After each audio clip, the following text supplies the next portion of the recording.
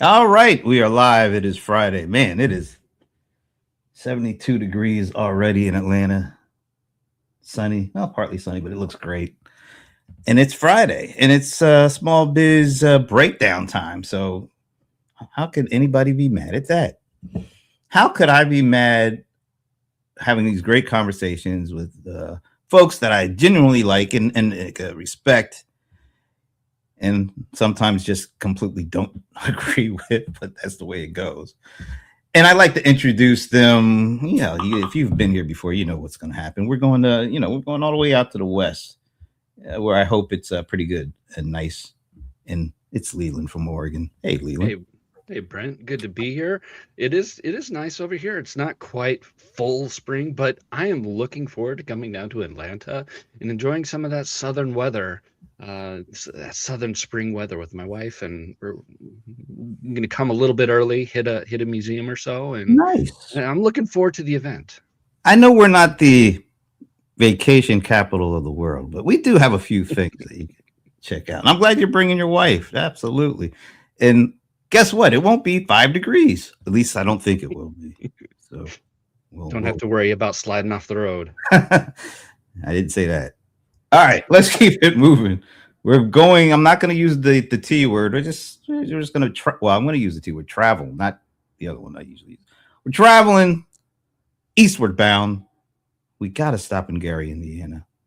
I just like saying Gary, Indiana. I think it's my childhood, Jackson 5, all that kind of stuff. But it is Pierre. What's your last name? Boys. Boys. I try to lead and say Pierre, and hopefully you're going to say Du Bois. Anyway, hey, what's happening in Gary?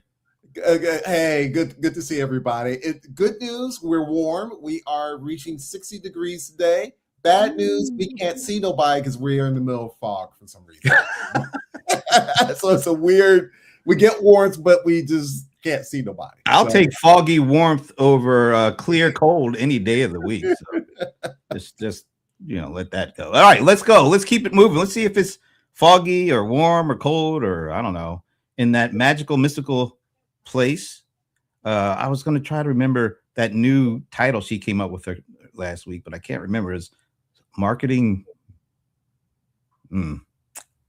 It was another M word. Maybe she'll remember it. It is Madam Mic Drop herself, Evana Taylor.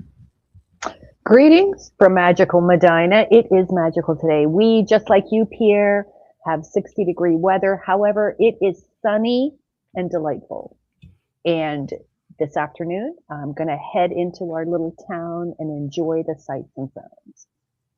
So, you got some good sights and sounds in there. But I cannot remember what the other M word was. It was something really interesting, too. Was it mayhem? We'll have to watch the recording. It was something along the lines of mayhem, but I don't think it was mayhem. It was like something else. But maybe we'll remember it. And as we travel further east, let's say hello to Arrow Waffles. I like that, but I don't think we're going to talk to you anymore. I just like the name Arrow Waffles for some reason. I don't know about the can I. Anyway, let's keep it moving to our nation's capital, where absolutely positively nothing ever happens, good or bad. It's just there, but always good and always smiling is Shashi Belkanda. Hey everybody, glad to join you from the skies without too many planes because some of the air traffic is there. Otherwise, it's all quiet on the Western Front. We're just going to keep it moving. I think we're going to have a lot to say about that. All right, moving even further east. We're going to that place, folks. That's where everybody goes when they need to relax, have some fun, just chill out. It is vacation capital of the world. It is Ramon Ray. Hey, Brent. Good to be here, and thank you for saying the name of my estate so well. It's good to have you get through that, but it's good to be here. Yeah, everybody. I'm doing great, doing well, and had some nice mahi-mahi. I think it's called mahi-mahi from an event I was at yesterday, so I put it in the nice microwave, and it tasted horrible, but doing well. Yeah, that threw me a little bit because it sounded so nice right up until the horrible part. But It was okay. Straight face. It was okay, but it's good to be here, everybody. I hope you all are well. Leland, good to see you. Pierre, good to see you. Hey, Ivana. Hey, Sashi. And of course, the best host in the world, Brent Leary. Good to see you all. Wow. Am I supposed to like say something nice now? No, not at all. I just All right. I just want to make sure. I got to be me. So anyway. All right, folks. Just been 7 days. What There are you was no talking about? war. There was no war 7 days ago. So that's a big change. We're feeling pretty good about kind of some decent economic news, I believe we had that we shared. Well, we got the jobs report out, and they were expecting 50,000. We ended up losing 92,000 jobs. Unemployment rate ticked up a skosh from 4.3 to 4.4 or something like that. And there's some other stuff going on. So how's everybody doing? Let's go. Who wants to go first? Wow. Ramon wants to go, or Shashi. Yeah, I think there are a lot of things that I agree with, but the impact of whatever is going on is kind of affecting the whole globe, not necessarily just our country. Like, first of all, the entire world's dependency on one small strait of water is where the whole bottleneck is. Now, what is going to happen is if this thing doesn't get solved very fast, everybody's bills are going to go up. Not only just small businesses here, but everywhere in the world. So that's something that's not happened before. I think there are, at least they're trying to secure that part of the water body, after which, if things go back to normal, then people won't care as much there. Now, I do want to get a little political here, is that the world cannot live with somebody for 50 years just saying, like, I want to kill you, right? That's why I think the messaging always should be fair. Like, no matter what your beliefs are, like, don't keep threatening people.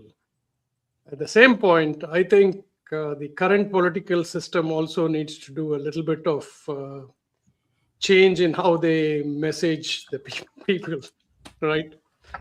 I'm guessing this is coming from somebody that shared Shashi, their YouTube.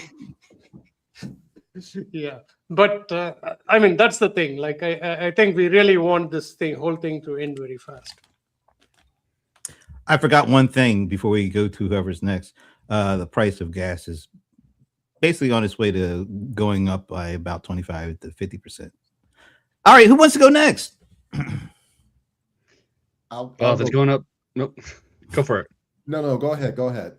I was going to say, I don't know how in the heck California is going to deal if they're at like, what is this, $5 a gallon to go up to $7. That'd be hard. I mean, it was inevitable. I mean, it was an antagonistic country, and there was intel that they were going to do some preliminary strikes, and that area is a bit of a hotbed when it comes to military action, and it is sad to see, and it is sad to see that there are casualties on both sides, and I do pray for their families and hope for the best, that casualties are, at a minimum, and that no innocent life is, spilled when it comes to that. And I guess that's the best hope, that it comes out to that. Me personally, I've been in my own little bubble, unfortunately. Have you guys ever had that, like, instant, that thing that kind of hits your life and then it just like knocks you off course? For me, my internet went out for 2 days, and it just like completely disrupted me for this whole week. And so I've not really been in, the news or anything like that, because I can't stream anything. Wow, that's rough. So it's like, I'm not a fan of my ISP at the moment. They were terrible customer service, but that's been my week. Pierre, how's your week been? Well, a little bit of ups and downs. But I feel like those are small in comparison to what's going on in the world. I think you mentioned about bubbles. I think for business owners, there's always this challenge of you want to stay somewhat aware of what's going on in the world, but you have your things you need to do and this sort of, bubble that you need to kind of maintain to keep moving forward. And I think that always gets to be I think we're going to see more challenge of that as this war continues, just because of it's not even just disruption. It's kind of like attributing what's caught, if you have something that happens and it's involving whether it's supply or, even just, lives of impacted, it becomes hard to know like how do you really manage that if you feel like there's several things going on at once. Look at Oracle, for example. We mentioned about the job losses. They were announced that they're getting ready to plan. I think it was something like 3,000, or actually more than that. I think it was like 3 or 5. I think it was like 5,000 employees were going to get cut, all because of a new agreement where they're now looking at trying to implement more AI, basically. I kind of found that a little interesting when IBM just earlier had said that, hey, we're going to walk back our layoffs. I think we're going to hear news of things. And I think when we start thinking about, what's attributing to a certain decision, I think it's just going to be a little harder. And we're going to feel like, we're going to ramble around a little bit about what those things are that are impacting us the most. And I think for business owners, for small business owners, the challenge is going to be, staying focused. So that's 2 cents on it. Ivana, I see you. You see me? I'm looking right at you. Yes. I actually, I think the one thing, not to go into all the things that you guys talked about in terms of current events, but to sort of bounce off of what Pierre was saying in terms of focus, I think it's easy to get distracted by the things that are going on around us. As Pierre said, that doesn't mean don't pay attention to it. It doesn't mean don't look at the impact it's going to have on your business. What I do think, I saw a great tip and a great insight is if you're feeling overwhelmed, if you're feeling negative, the one thing you can do is look for ways to be of service. So one of the ways that a small business can really stand out and compete is to look for ways to be of service to your customer. And I know that seems obvious, but as you kind of go through the world, look and see and ask yourself, am I being serviced as the customer here? You'll notice that you are probably not the customer in most situations. So those businesses that do that will, I think, do well. And the second thing that occurred to me this week, and there's an article on DIYmarketers.com. It is the featured post this week, where I think there were 1.1 million white collar people or something. I mean, don't quote that number. It's, they're quoting all kinds of numbers, but it's a big number, who are new to the workforce right now and jumping into the fractional consulting space in droves, mostly in IT, mostly in technical IT, something like that. And what I would say about that is to reframe that and look for small businesses who are complaining about affordability and how expensive a lot of things are.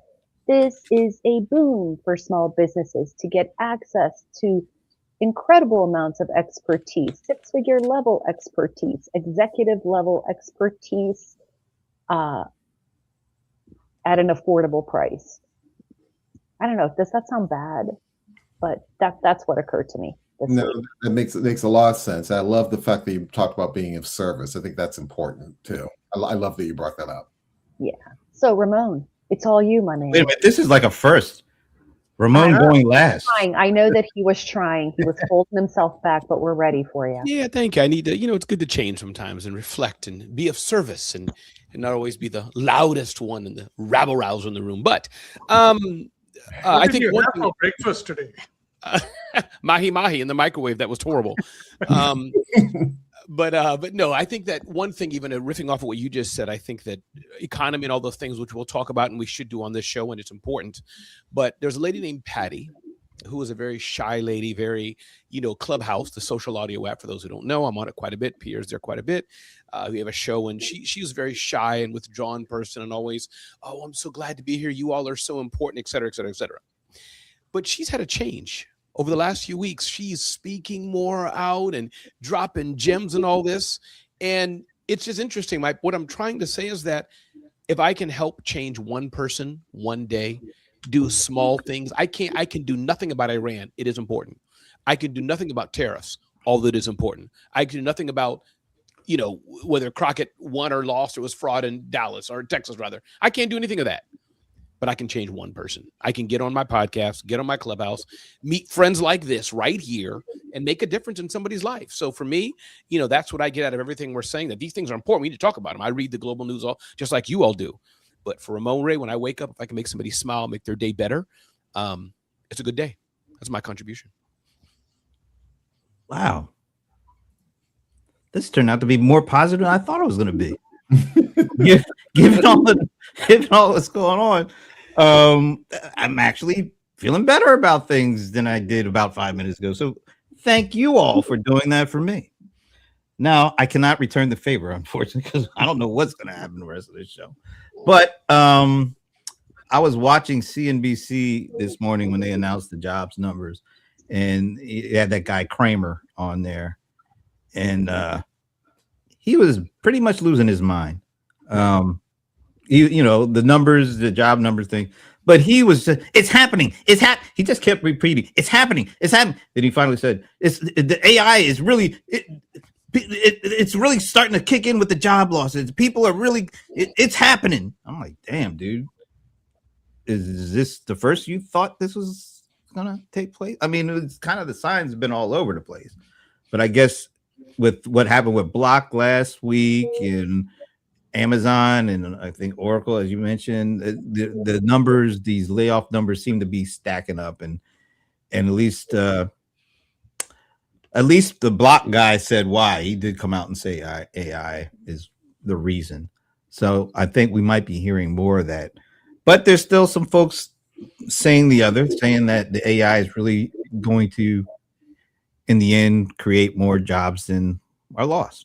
Mm-hmm. So yesterday we had on my other show, the CRM Players Show, a gentleman by the name of Bob Stutz, who is like a pioneer in the CRM industry. He was one of the guys who built the first CRM system with Siebel Systems, and he has a very plain way of putting things. So we asked him, what do you think about this AI stuff and the way that these vendors are talking about it's going to be more of a human with AI as opposed to a human replacing AI? I want to play just a short clip of what he had to say, but I do have to warn you, there are some words that go along with this. Do any of y'all have any preferences not to play a clip? Go for it. We hear Shashi talk like this all the time. Go for it.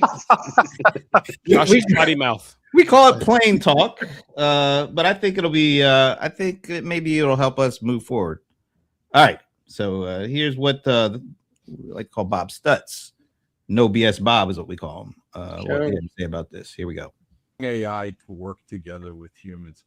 That is a load of shit. And anybody who believes that is fucking nuts. Just look at what's happening, even in the tech sector. People are getting laid off left and right. What was the company recently? Block. Yeah, he laid off 40% of the workforce. Figured out didn't need them because of AI. He said he was actually getting ahead of the curve when he. At least he's being honest about it. Right? I gave him points for that honesty too. Yeah, you're right. At least you got to give him points for being honest about it. Look how many people Amazon has laid off. And they weren't people, stuffing boxes. These were tech workers that they let go. This is just going to keep going and going and going and going. It's not going to get any better. I can't believe I even say this stuff, right? Because, look, I do believe in capitalism, but at some juncture, what we're getting to now is a point where it is all about the dollar at the end of the day. And these companies are going to do whatever it takes to get a higher profit margin. And that means laying off more and more people. Good interview, Brent. I mean, now listen, I think he's right. And I think, of course, at the end of the day, we won't know it. I don't think it's going to be 10, 20 years. It'll be 2-3 years for us to solidify, for us to really know for sure what it is. Is it an aberration or not? Maybe less than 2 or 3 years, but it looks like for sure. I mean, I echo what he said, and I think I want to go back and say, look at the Industrial Revolution, look at computers, look at when people were, farming and all this. But I think we all know, I'd be curious to know what y'all think. This is much different. This is a more mass than Industrial Revolution, than farm equipment, than computerization could ever do. I think this is a working faster and faster. So it is what it is. But my hope, Brenda, is that, and everybody here, is that the market will balance out capitalism in some way. This is, I think, the best economy in the world, meaning the best system in the world that we have. It is what we have with it. The supply and demand, I hope, figures it out. People get new jobs, new opportunities. And I believe the dirty secret is, but somebody who knows these things, researches is better than me, that when 4,000 people are laid off, like 3,000 can be rehired under a different name or something. Sometimes it's not as bad as we initially think. So those are some things. It's bad news, but I think people will, and come on, you get a big payout, even as gets fired after 15 years to some company. What do they give her? 50,000, 10,000, some, whatever the number is. I mean, so all these people are not hurting, I don't think. I could be wrong. It's not all AI. I mean, I think Block had really ramped up from 4,000 in 2019 to almost 12,000 in 2023. So part of that is overhiring. Now the AI part, I think Sridhar Vembu said something at Zoho Day. If you're talking to people, like your job has to do with people, like Ramon's job in trying to help people speak well, present themselves well, that's not going to go away to AI. AI may assist in, hey, here's some learning material, go and do that. But a lot of the tech jobs have gone because of repetitive tasks. Like if you were in charge of looking at servers throughout the day and you were like closing the same tickets every time, probably AI can do a better job as long as it's very predictable. So instead of 10 people being there, 3 people are probably enough. And that's inevitable, right? Like whatever job you're doing today, if you can write it on a piece of paper, it's gone. Earlier, it used to be outsourcing. Now it's going to go to AI. But if you're doing something that depends on your intellectual value, your knowledge, the way you behave with people and what people get from you, that I think is very hard to replace. So I've also heard like Block laid off a lot of salespeople. Now that may be an example for small businesses, is because the founder thinks like, hey, this is the payment system. Why do I need anybody to sell? As long as the business needs to have a payment system, they will come, get the information, we'll onboard them, and we are done. And that, I think, is something to consider for everyone else. Like, what is it in your place that you have created a product where you don't need a human being to, again, re-explain the product, if that makes sense. That could also mean marketing in a way. I was going to say in a market like that, payments, that's such a stacked market with a lot of competition. You got to have some way of getting to them before they'll give you any money. So yeah, I agree with Brett, and Shashi, I love that you brought that up too. I think even on top of that, it's the sales and sometimes marketing are the first things that get cut, right? Because people think like, okay, I got to take some bodies out, but one of the things with salespeople is that they usually are very good at nuance and trying to cultivate a relationship to get the customer. And sometimes if you cut too deeply, you're kind of, cutting off an important part that AI is not going to necessarily replace. AI is great for helping with information. It does help for nuanced conversation to a point, but people still buy from people at a certain level. And I think Sashi's point with Block, if that's true about that they're laying off the majority of sales, is it's right now it's a lot of companies just cutting, like going to scrambling, say, hey, we just need to cut. But I don't think people are really thinking about it. And I think that even ties into what Ramon was saying too about the size and everything else. I think it's all about scale right now. We've ramped up so much, particularly during COVID, even after COVID, and I think a lot of these cuts are kind of they're not directly COVID, but they kind of have some COVID-ish like relationship in the sense that people are cutting back off of how they had wrapped up for wherever they did in their business. And Sashi's point with Block is a terrific example, I think, of that. Hey, Brent, let me add one more thing if I can. Pierre, you said people buy from people. It's a tangential point. I think that's what I even know what tangential means, but tangential point is two things. One, announcement of myself, Bitdefender. As you all know, I was Bitdefender's small business ambassador last year. They've hired me again for a second year to be their small business ambassador. So thank you. That's a kudos. Yes, good thing. Yes. Hey. But the point is, Bitdefender, $1 billion company, huge company, all over Europe, top security firm. People buy from people. They see a need to have an influencer, which many of you do the similar work I do, to represent their brand. People buy from people. Second thing, I had a new brand I've launched called Genius Talks, in-person events. We were sold out in New York earlier this week. 20 people, but people bought a ticket to it. So thank you, Pierre. So this is going around the country. We have a version of it in San Francisco. They're calling Brent now. I told my team, call Brent. We have another ticket sold. They're calling Brent now. We have a session, and again, the phone's probably going to ring because they're buying now, as I say it.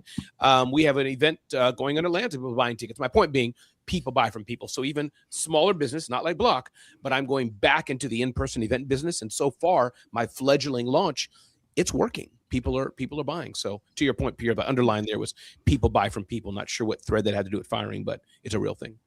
Yeah. I kind of Go ahead.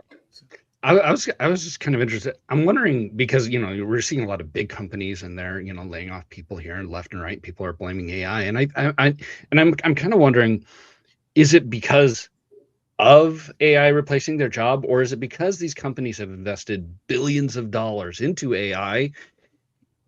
They have to show something, and the best way to show something is to say we've laid off a whole bunch of people. We've invested billions of dollars. Now we're seeing the fruits of those investments, and so now we're able to save a whole bunch of we did it. We're accomplishing our goals, and possibly like a little bit of a smokescreen for investors or stockholders or whatnot. Definitely, I think that's really interesting. So in other words, you're just putting off the inevitable, because if some of those investments are just they're not going to make a dime. They're going to lose. Yeah. But they're going to cut people to make it look like it's not really a loss right now. Yes, because if people start panic selling their stocks and they start losing faith in the company because they've invested billions of dollars and they're not seeing the results immediately. And that's one of the crux of AI, is that it's kind of been presented as an instant fix. It's not something that is going to take, and I love the companies that do take their time. Oracle is one of them. They actually will take their time in implementing it into their software.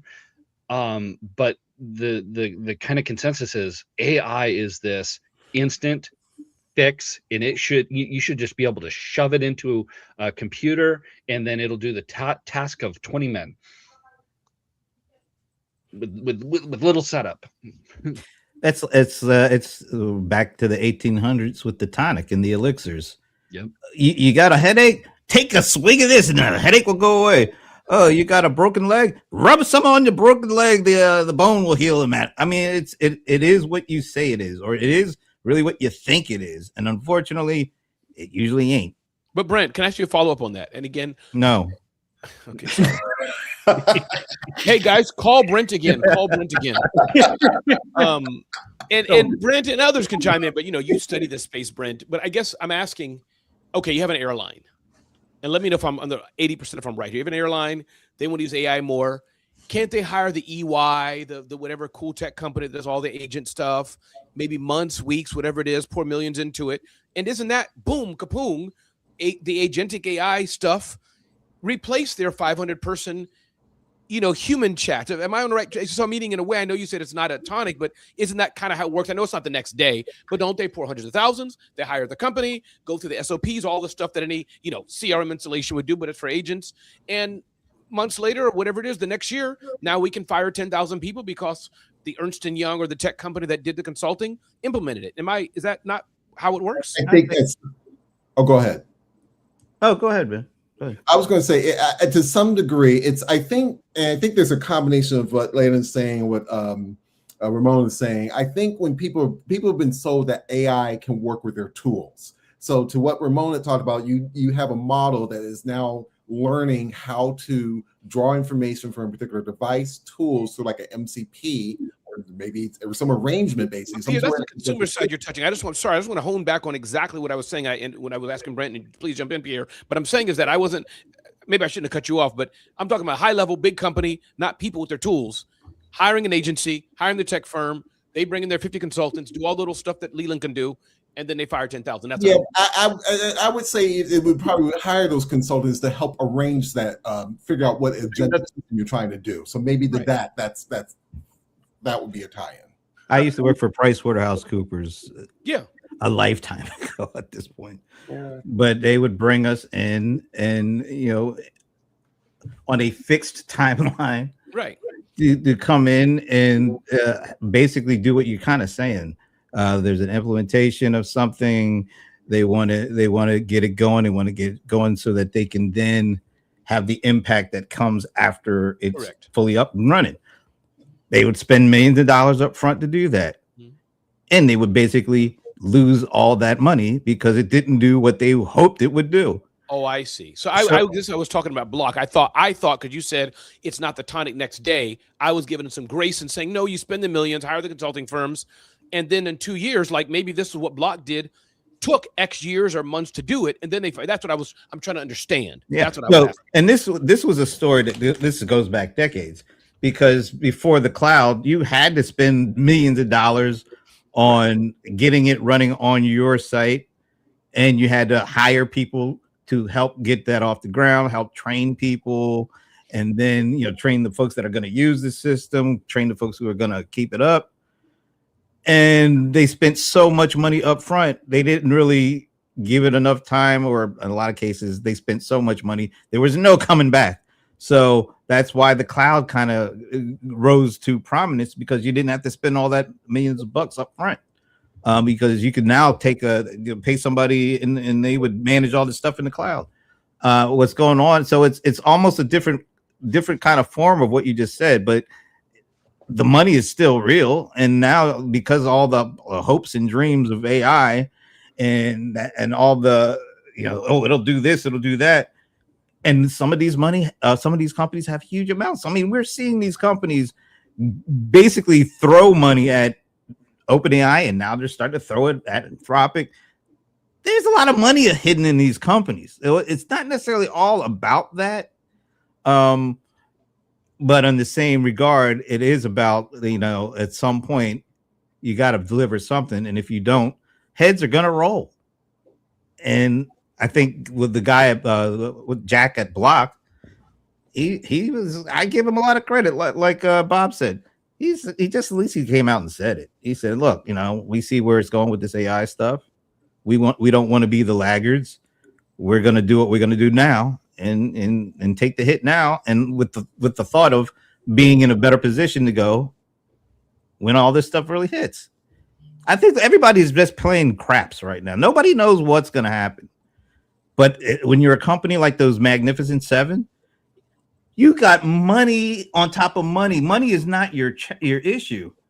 So they can throw money at a whole bunch of stuff because they'll make another $20 billion next quarter. Not every company is like that, but the ones that get the headlines, that is exactly how it rolls. And then there's going to be a lot of companies out there that will promise the moon too. It's not even just like the big companies are like, I want it to do this, and I'm going to hire a consulting firm, and they're going to come in and they're going to modernize it. And then it was like, well, that wasn't what I wanted, and then they lost their money. There are also, on the other side, companies that are like, hey, we're going to go to these big companies. We're going to say, we can save you billions of dollars. We can implement all of this stuff. They could promise the moon, and then run with the money, basically. They can't implement it. They got over their head. They thought they overpromised, underdelivered, and then and these billion-dollar companies are going to be like, well, that was an experiment that didn't work, and get angry and go on to the next experiment. Hey, Ivana, if you want to go first, I have two things that I want to bring up to this group. I wanted, when you asked, I forgot this. The first question that you asked, Brent, is about, how are people feeling? And one thing that I forgot, and it may relate to you, Ramon, is there's an advisory out from a lot of cybersecurity companies that one of the ways that our enemies are going to retaliate is through hacking. So I think every business has to be careful to have backup and to kind of protect their data. That's one. Yeah. The second one I want to bring up is the Anthropic and the U.S. government thing. The Department of Defense. It's Anthropic versus Pete Hicks.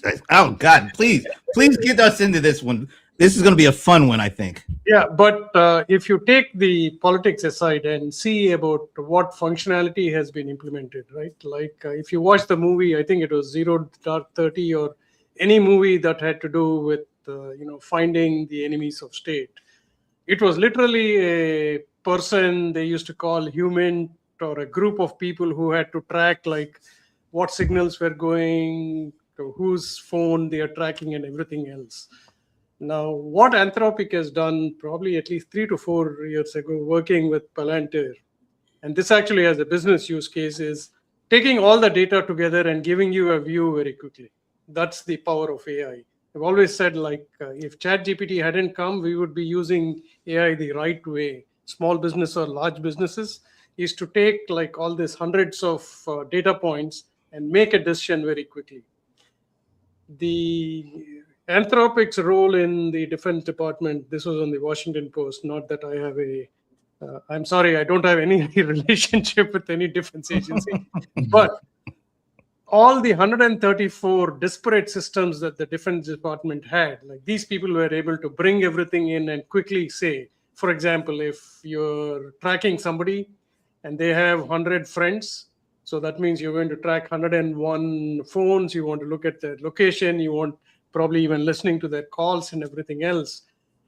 A human being, you probably need like thousands of people to manage that data. And this platform that the US government built was powered by Anthropic, and it was doing this. Now, why the main lesson here for small businesses is you have a lot of data. Forget about, hey, I need to create a cool image or I need to create a good email. Think about all the data that you have and what decisions do you want to make. Do you want to reach the people who are most likely to come and visit you next month? Use that data, right? Predict like, hey, this person, these are the signals. When there is a local country fair, that's when we get this group of people, like segmentation. And I've used it in few of the companies. So that's a good use, like analytical and predictive use. That was my lesson from there. Sometimes unfortunate incidents like this also will give you some lessons learned, right? Yeah. It'll be interesting to see how this plays out, but it just feels like maybe this week is some kind of a point of delineation. I don't know. It feels like people are. I keep on going back. This dude was literally freaking out. Like, it's happening. It's happening. I can't get away from that. And then you get the numbers, the 92,000 jobs. Now they did say there was a nursing strike, that those numbers had been impacted by that. And apparently there's like a 31,000 person nursing union that was out on strike, but now they're back to work. So that'll impact it. But they also said, go back to April of 2025. And we literally have not created any net new jobs in damn near a year. Well, I don't know what percentage of role does AI play in that. Who knows? Well, I'm going to bring up something real practical that came across my feed this week, and that is that I believe it was a company called Scale.ai or Scale.com, and they did a study with AI freelancers, and they tested all the models. They tested Gemini, they tested Claude, they tested all the models. And they were literally using Upwork, right? A freelance marketplace. The results were dismal, I'll just say that. The results were dismal. And I'm just going to give a very simple example, but let's say if the client wanted an 8-minute video, of course, it only created an 8-second video. They were saying that the quality of the work was just absolutely not even close to being par. 45.6 of the failed submissions had quality issues. 36% included incomplete or malformed deliverables. 17.6 had technical file issues. That was another thing they talked about. The files that they did deliver were corrupt.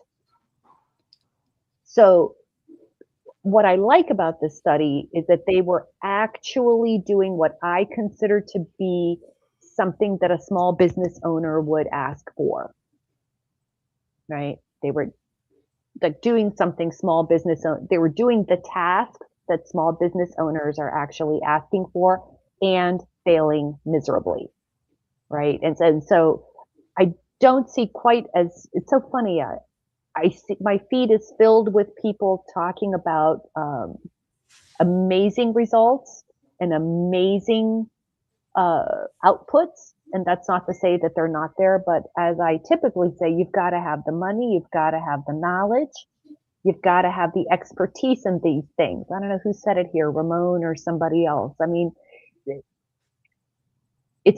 you have to be smart enough to use it. And a large population of small businesses are not smart enough to use it. You know, like we talk about vibe coding and having it build a website. I actually did something like that this week, and I used Claude to create a landing page for a new offer. And remember last week I talked about the time that it needed before human intervention. Right. And to be honest with you, it did a beautiful job. And then I believe we got to version 9 or 10, where I was constantly tweaking and tweaking and tweaking until I got something that I've published. So if you go to, DIYmarketers.com/booked, BOOKED, and I was able to pull that code right off of Claude and slap it into a Zoho landing page. And it did a beautiful job, but I should have recorded the entire workflow because it took me a couple hours to go from zero idea. So let's be clear, right? No idea. I think I want to do something. I think it's something like this. Here's some data I'm working with. It asked me some questions. And then I quickly went to see a preview of something. And then I just started tweaking section by section. And then after I tweaked it once, we went back and then we did it again. Because as soon as you change one thing, other context has to change. So I partnered with AI and I created a landing page. Now this could have easily taken me, if I had tried to, and I did try to design it myself on Zoho landing page.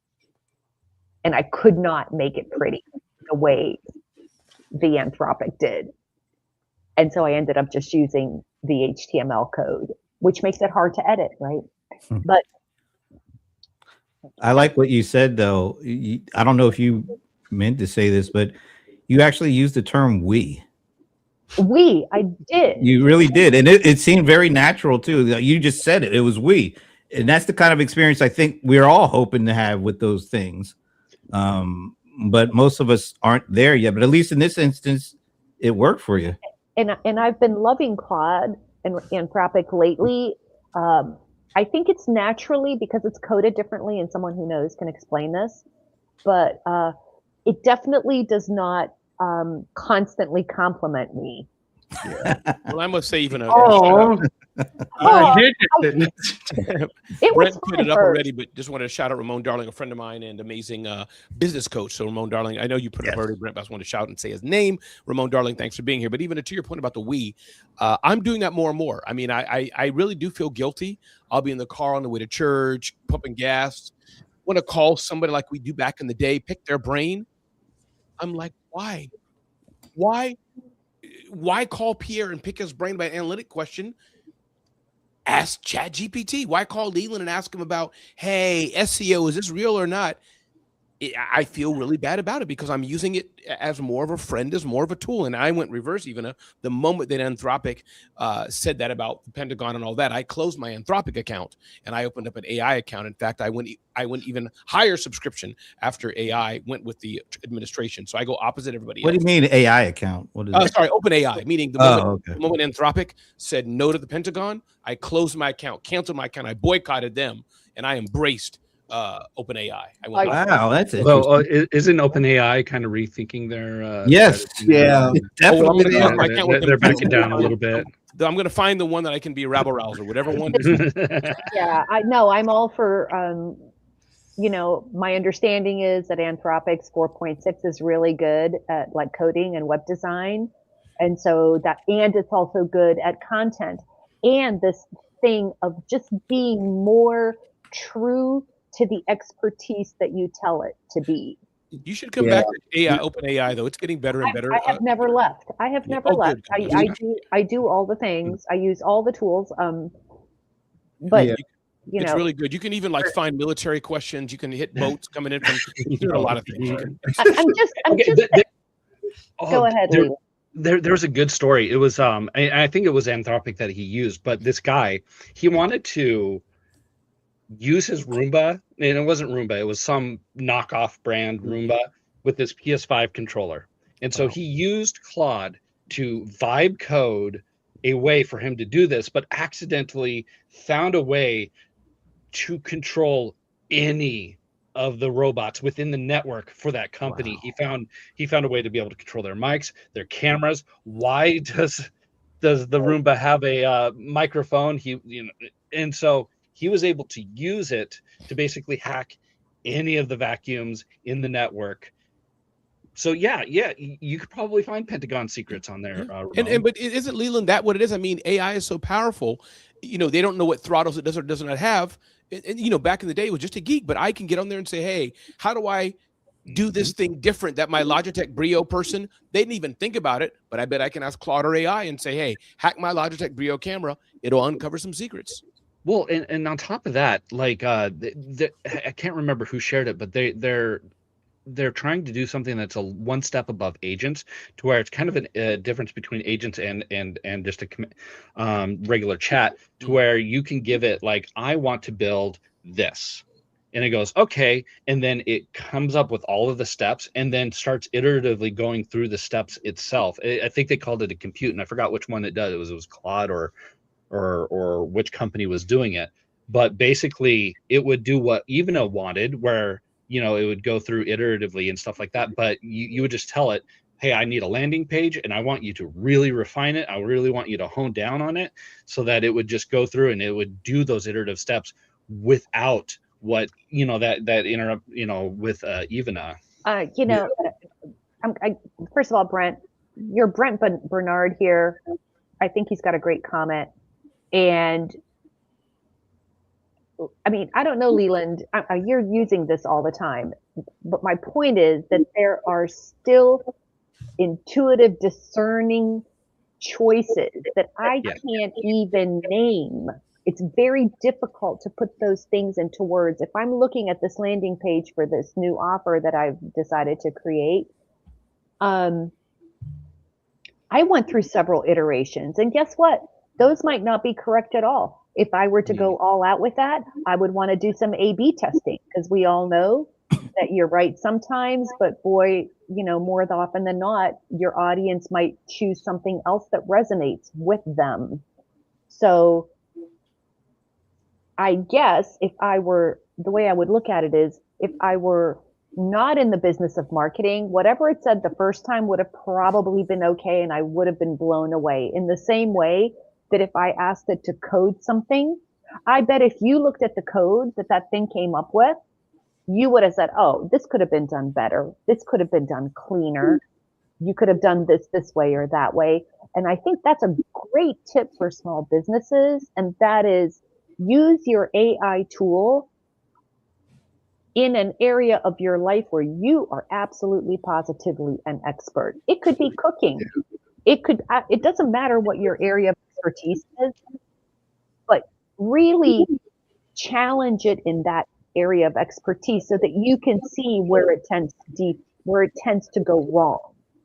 Like in my area, in the marketing area, I can tell all of you guys that it is generating from the most likely character or word that's supposed to come after that. It is generating from that, from what's already out there. So if you have a nuance in your head, it is not going to generate that. But if I'm not very knowledgeable about that product, but when it tells me SEO things, or if it tells me analytical things, I just did something today and I was like, nope, tried that didn't work, tried that didn't work, I need something better. And I'm not even an expert, Yeah, I just want to comment on that. It's sometimes really frustrating when you have to go through, you said version 9, like that's my daily thing. But that's also because, number one, this tool is free for me. And I know that the accuracy percentage is less than 75%. So I have to always ask. Now, one of the things that it's always been doing is it keeps truncating and trying to edit what you've said.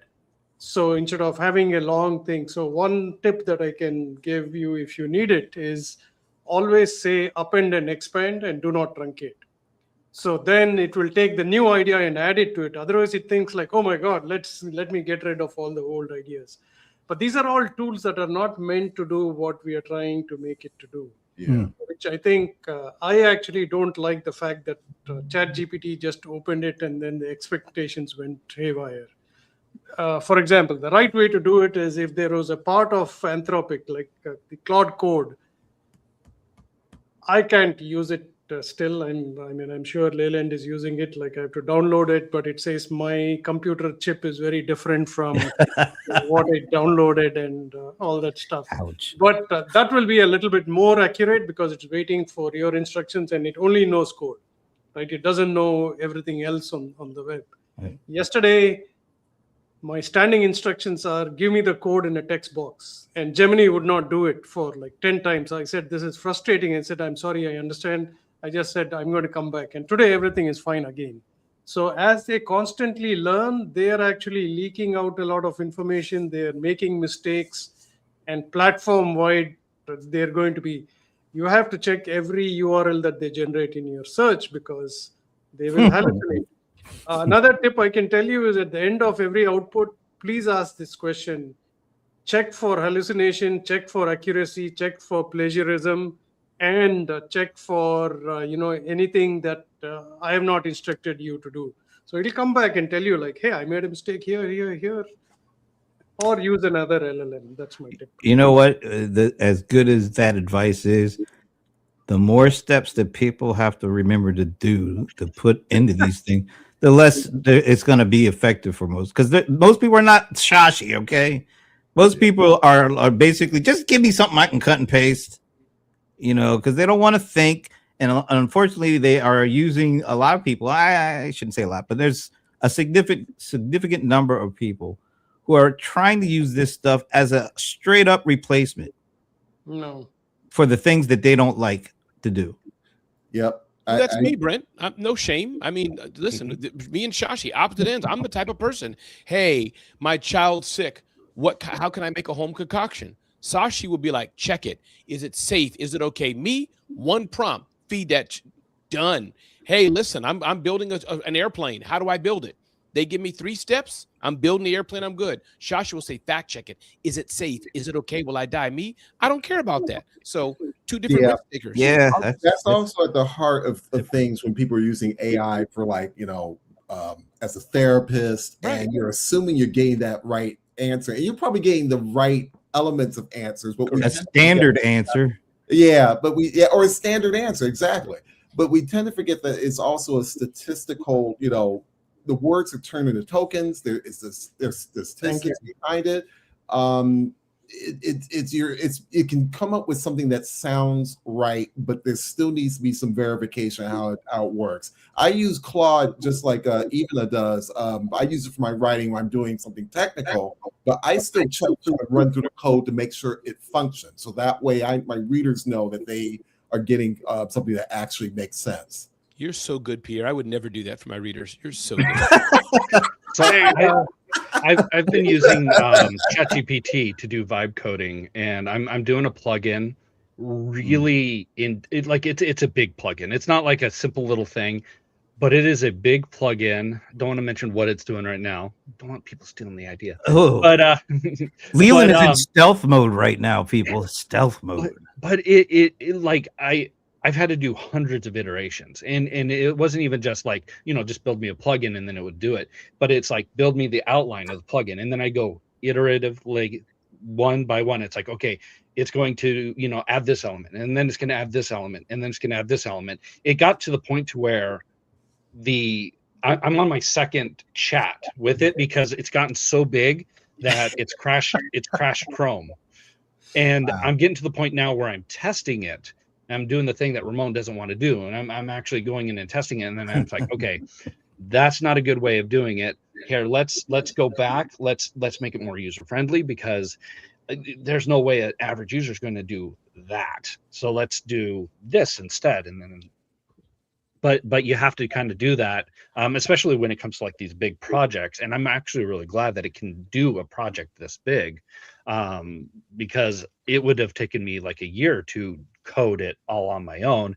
And here I am, a month and a half in, mainly because I have other things to do. But I've gotten a lot of good progress, and I've gotten a good project so far. And I'm going to have to go into a third chat, but it's good. It's a good thing. I like it. I think you're saying the same thing I'm saying, right? Like if I were to have even done half of what you did, I would have been, oh, that's not bad. It looks good to me. And one more. Clearly it wasn't. One more tip, maybe you're all doing it, especially Ramon, you're far advanced. Whenever you create any piece of content, ask an LLM for, hey, give me the structured data for this content. Author. Oh yeah, that's a good one, Shashi. That's absolutely. Give me the structured data. Let's all do that. And so, I mean, the important tags are like author, article, right? Especially, I think Leland, I'm sure you're already doing a news article schema. That's so important to add, especially in the era of AI-powered search. Wait, Shashi, because I have had this question. My developer told me not to do this.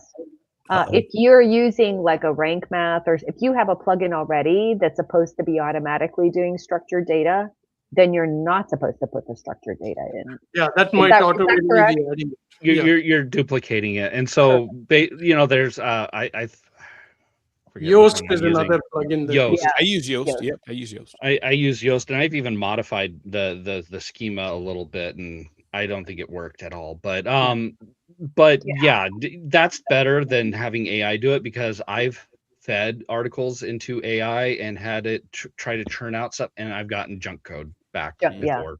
And I mean, that was a while back. Like it wasn't correct. It was saying it was something that it wasn't. And then Google's going to look at that worse. Well, before we end, and Brent Bernard, thank you for your comments on this. But Leland, what was the plugin you're building again? I just didn't get the name. What was it again? It's called the stealth program. You'll find out soon enough. Okay. Yeah. All right. Well, how to answer Ramon automatically. Let's give a shout out to Brent Bernard. First of all, beautiful first name. Really like that. And thanks for all the great comments too. Thanks for joining us. Yes, you really added value to this conversation. It's what time is it? Oh, look, okay. So it's about time to end it. So before we do, I thought I would share one little thing. Look at what the oh my god. Who is this guy? It looks so good. This guy Ramon Ray apparently is going to be speaking at something called IRL 26 next week, Thursday. Honored. Thursday at in Atlanta Technology Village, all day. You don't have to be in Atlanta. You can actually virtually be a part of this if you go to IRL26.com and sign up. Nothing costs you anything. Just sign up and you'll be able to access a lot of great speakers, a lot of great content, a lot of just live streaming, people vibing without the code, just vibing. And not only will Ramon, but we're also going to be having a little bit of today, the Small Biz Breakdown at IRL 26, because Leland will be there. And I just heard back from the bold one, the cold one. Yes, the old one. John Cold Rice Lawson, he'll be there. So we won't have everyone. We'll be missing Ivana. We're going to be missing Pierre, but we'll have a couple of the folks in the house, and we'll do a short edition of Small Biz Breakdown. And Leland, I would love to get you a badge, but you got to give me a better picture, buddy. I cannot find any good pictures. Leland, I told Leland, I'm sorry, Leland, I'm gonna call you out, brother.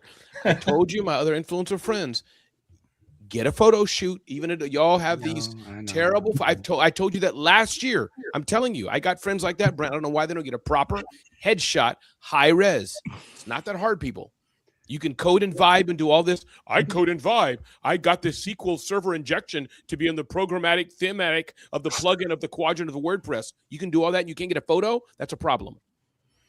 We need to take this clip and post it. Yeah, then all you have to do is give me a picture. Just do one of these. I mean, because the one that you have on your profile page on LinkedIn, was that taken this decade? I mean, no, it was not. So we would love to get you a nice speaker badge as well, and Shashi will always also be there. Shashi will be hosting a live stream edition of Talking Headless. Yeah. You want to tell folks who's going to be talking headless with you on Thursday? Yeah, I have Christine Stern from Red Hat Analyst Relations who will be my guest there. And if anybody else is there, would love to meet them too. So looking forward to the event in Atlanta. All right. Any last thoughts from anybody before we head out for another week? Make a difference and be nice. No mic drops, Ivana? I think I did. I did an early mic drop, for all those people that only watch the first 30 seconds. Okay. All right. Well, on that note, we hope you have a great weekend. I don't know. Some of us might be able to. Luckily, the event is in my hometown, so I'll be here next Friday. I don't know about Leland. I don't know what time you're getting home there, Leland. I'm not going to make it. I don't think you're going to make it. All right. Some of us will see you next week. So have a great weekend and we will see you then. Thanks. Bye, everybody.